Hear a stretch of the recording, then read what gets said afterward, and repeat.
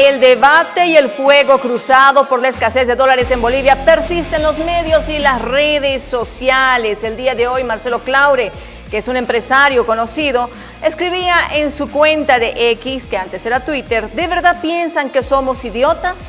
Bolivia está en una crisis económica gigantesca, señalaba el empresario y actual presidente de Baiza, sociedad que administra el Club Bolívar. Y obviamente, inmediatamente, este miércoles, el ministro de Planificación, Sergio Cusicanqui, cuestionó estas aseveraciones del empresario Claure, que aseguró que en el país vive la crisis económica más gigantesca.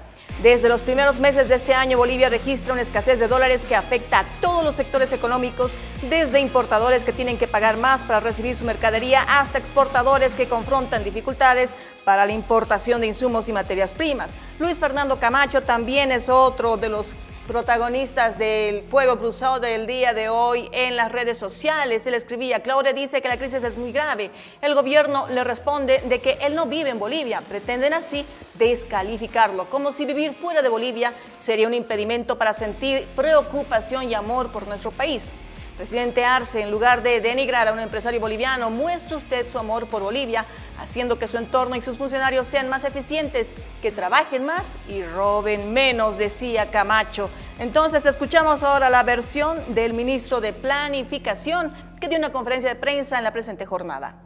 Bueno, lamentablemente el señor Marcelo Claure no vive en el país, ¿no? Entonces, no sé con qué información podrá realizar esas aseveraciones, ¿no? Es la opinión que tiene él. Seguramente le deben pasar algunos criterios desde aquí de Bolivia. Esperemos a la distancia que pueda realizar esas aseveraciones. Nosotros desde el gobierno nacional resaltamos más bien que en este contexto internacional complejo y desafiante, Bolivia continúa resaltando con resultados buenos comparados a nivel regional y que muestran que tenemos la inflación más baja, continuamos en un proceso de crecimiento, pero el escenario es desafiante y tenemos que seguir trabajando desde el gobierno nacional. ¿Cómo están, amigos? Bienvenidos a Sin Mordaza. Así empezamos la jornada del día de hoy. Y bueno, no son solamente estos los únicos temas que nos preocupan, también hay otros. Se trata de una estafa múltiple. Se trata de un empresario que ha promocionado por mucho tiempo la construcción de edificios, y bueno, para eso hemos invitado a César Dockweiler, que también ha sido gerente de Mi Teleférico y es una persona que está en este momento haciendo el seguimiento de ese tema. ¿Cómo está, César? Buenas noches. Buenas noches, Miroslava. Un gusto saludarte en la distancia y un saludo especial a toda la audiencia de Sin Mordaza y del Canal 2. Bueno, efectivamente, como tú lo has anunciado, hay una preocupación gigante también por muchas familias que han ido adquiriendo con el ahorro que han hecho de la vida, prestándose dinero del banco, prestándose el dinero de algunos amigos o de familiares, han comprado el sueño de tener su vivienda propia, el sueño de tener su departamento propio. Y viendo que eran departamentos que parecía que tenían un valor un poco más bajo que otros, pues han hecho incluso muchas de estas familias el aporte completo del valor del departamento. Si digamos valía 70.000, había unas ofertas que si pagaban todo completo les iban a dar con un buen descuento 60.000, 55.000, una cosa así. Y entonces se animaron a prestarse dinerito, pensando en que iban a dejar de pagar el alquiler o cualquier otra cosa. Y bueno, hoy, después de varios años, no han logrado recibir su departamento, no han logrado ni siquiera la devolución de sus recursos, están en problemas. Se estiman que son más de 400 familias que están con ese problema en la ciudad de La Paz. Sabemos que la misma problemática también se está dando en la ciudad del Alto, en Cochabamba, en Santa Cruz. Y bueno, lamentamos de que esto haya sucedido y que nuestras autoridades, las autoridades llamadas a proteger a los vecinos, a los ciudadanos, a las personas que han adquirido estos predios, no hayan hecho absolutamente nada hasta que justo ha sido detenido el señor Jaro Lora, propietario de este negocio inmobiliario, y recién han salido esas voces diciendo: nosotros no somos responsables, nosotros no tenemos la culpa. Me llamó muchísimo la atención la conferencia de prensa que hizo el alcalde de la ciudad de La Paz el día de ayer, señalando de que el gobierno municipal no tenía ninguna responsabilidad al respecto y que los que han comprado esos departamentos debían haber verificado si esas construcciones tenían el debido permiso de construcción. Con esa conferencia de prensa, lo que intentaron hacer es lavarse las manos, pero además mostraron total insensibilidad frente a familias que están sufriendo justamente este momento tan ingrato. Pero además de eso, debemos señalar a quienes nos están viendo en este momento en el programa de que sí hay corresponsabilidad del gobierno municipal de La Paz, del alcalde, de los subalcaldes, de los secretarios del área, de los concejales que han sido promotores justamente de estos negocios inmobiliarios. Lo digo así porque, fíjese, Miroslava, el usted alcalde denunció, yo recuerdo que usted denunció, el año César. 2021, César. ¿sí? Lo primero que hizo es eliminar toda la información y todas las notificaciones que ya se habían sacado en la anterior gestión relacionadas a esas construcciones fuera de norma. Es decir, esos edificios ya estaban observados, ya estaban fiscalizados y había también la determinación de no darle continuidad, es decir, no tenían que continuar esos edificios. Pero ¿qué hizo el alcalde? Escondió esa información, expulsó a los funcionarios que estaban haciendo la fiscalización y además de eso se hizo de la vista gorda respecto a esas construcciones, siendo su función principal fiscalizar cualquier construcción que se dé en la ciudad de La Paz. Y el día de ayer nos muestra total insensibilidad en un acto de lavado de manos, ¿no? César, yo recuerdo que usted denunció este hecho hace tiempo, ¿no? Denunció también esta ligación entre concejales y altos funcionarios municipales y el alcalde con este personaje que es Lora. Aquí en Cochabamba y en Santa Cruz también se ofrecen los complejos habitacionales, en algunos casos a precios mucho más bajos que la competencia. ¿Tiene alguna referencia sobre problemas similares presentados en estas dos ciudades, Cochabamba y Santa Cruz? El caso que tú mencionas de la ciudad de La Paz, efectivamente hemos hecho la denuncia con documentación, con cartas, 15 predios, con catastro, con registro catastral y todo eso. Sin embargo, el alcalde de la ciudad de La Paz no ha hecho absolutamente nada, nunca nos ha dado una respuesta. Los concejales han actuado como si fueran promotores inmobiliarios y el Ministerio de Justicia, que tiene en manos el Decreto Supremo 4732, hoy observado, que está vigente desde junio del 2022, justamente para evitar estas estafas múltiples, tampoco ha hecho absolutamente nada. Yo lo que tengo de referencias no son así con esa documentación en mano como el caso de la ciudad de La Paz, pero sí he escuchado de que en el caso de Cochabamba, en el Alto también, y en Santa Cruz hay similares situaciones donde ya se está reclamando el incumplimiento de los plazos. Es decir, las familias van, compran sus departamentos y esperan el plazo que ha sido estipulado en el contrato. Es decir, yo doy mi adelanto y en un año me van a entregar mi departamento. Pero ya pasó ese año, pasa un año y medio, pasan 2 años y no les entregan el departamento, no les hacen la devolución de su capital, no les dan respuesta, ya se empiezan a esconder y una serie de elementos, lo cual está provocando también cierta zozobra de parte de vecinos de la ciudad del Alto, de Ciudad de Cochabamba y de la ciudad de Santa Cruz. Aquí llamamos la atención a nuestras autoridades. El Ministerio de Justicia está incumpliendo ese decreto supremo, porque si hubiera cumplido ese decreto supremo, no habría en este momento ni una sola familia damnificada, porque el decreto supremo 4732 justamente estaba orientado a proteger a los consumidores, en este caso a las personas que pudieran adquirir un bien inmueble bajo la modalidad de preventa. ¿Y qué tenían que hacer estos negocios inmobiliarios? Remitir el contrato al Ministerio de Justicia para que el Ministerio de Justicia verifique que no hayan cláusulas abusivas. Entre los temas que tenían que verificar es si tenían el derecho propietario y si tenían el permiso de construcción.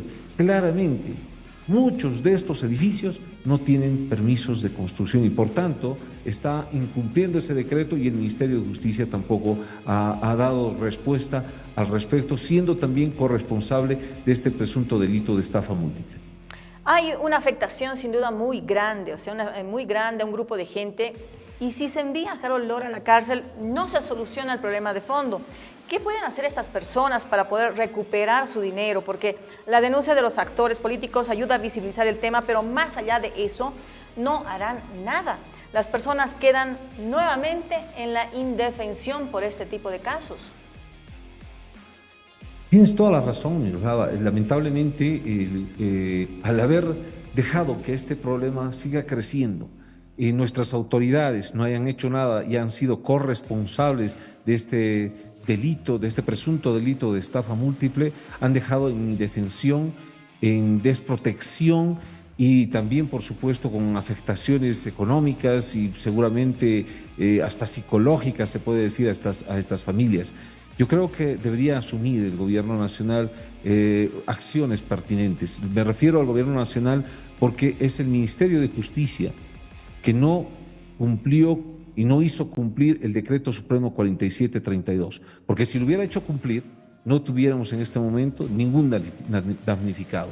Por tanto, debería asumir el gobierno nacional la responsabilidad al respecto y buscar una solución adecuada para poder resarcir los daños a las personas que el día de hoy estaban esperando su departamento y no tienen ni departamento ni tienen el dinerito en sus bolsillos. Es más, muchas de estas familias tienen deudas, tienen que pagar los intereses, están en situaciones realmente muy difíciles. Yo he conversado con algunas de las familias porque algunas se han prestado el dinero, están pagando los intereses, pero están viviendo en alquiler y entonces se le ha duplicado las obligaciones y pensando en que en corto tiempo iban a tener ya su vivienda propia, hoy están en una situación donde tienen que pagar la deuda, no tienen el departamento, siguen pagando los alquileres y bueno, son familias a las cuales hay que buscarles una solución.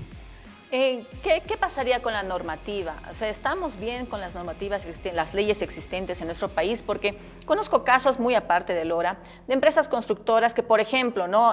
Hacen subsuelos para garajes, pero estos no tienen el debido espacio, entran apenas mini autos. ¿Por qué? Porque no tienen ni incluso el espacio para poder hacer un viraje, o como dicen, el viraje de martillo, ¿no es cierto?, para que pueda pasar por ahí el auto, no hay espacios. Hay otros que dicen áreas verdes y ponen áreas verdes a pasto sintético en unas esquinas. Hay otros que dicen que van a tener espacios de esparcimiento, pero estos no existen porque los convierten en un espacio comercial. Entonces, ¿qué puede hacer un ciudadano común? Es obvio que va de privado en privado este tipo de negociación, pero ¿cuál podría ser, digamos, más adelante? ¿Habrá la posibilidad de una nueva normativa o nuestra normativa no está bien, podríamos decir, desarrollada o aplicada? Mira, Raba, estás tocando un tema estructural de nuestro país. Lamentablemente, en nuestro país tenemos leyes, ¿sí? Muchas, muy buenas leyes, leyes que han sido inclusive copiadas en otros países, pero el gran problema, el problema estructural que tenemos en nuestro país, estamos acostumbrados a vulnerar las leyes, a no cumplir las leyes.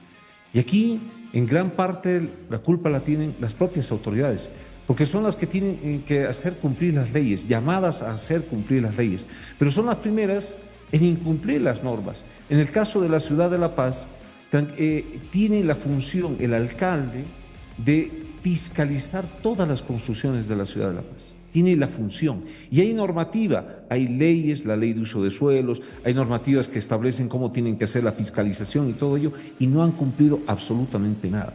Ahí llama la atención, ¿qué pasó?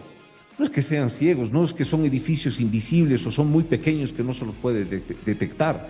Ahí pasó algo y por eso nosotros pedimos al Ministerio Público que amplíen la investigación.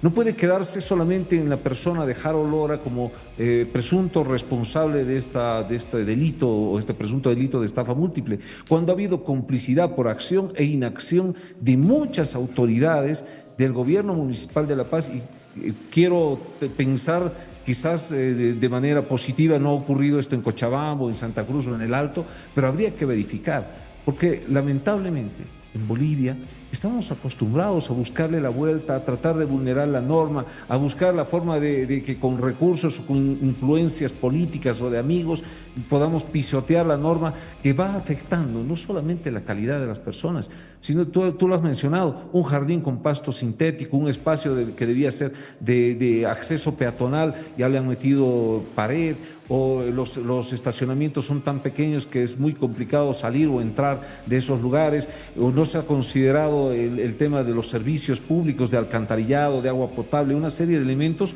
porque están vulnerando la norma y lo han hecho, esa vulneración de la norma la están realizando en complicidad con las autoridades. Por eso nuestra demanda, nuestra exigencia dirigida al Ministerio Público es que se tiene que ampliar la investigación también a las autoridades, porque hay una corresponsabilidad respecto al daño de estas más de 400 familias, pero también una corresponsabilidad respecto a esta presunta estafa múltiple.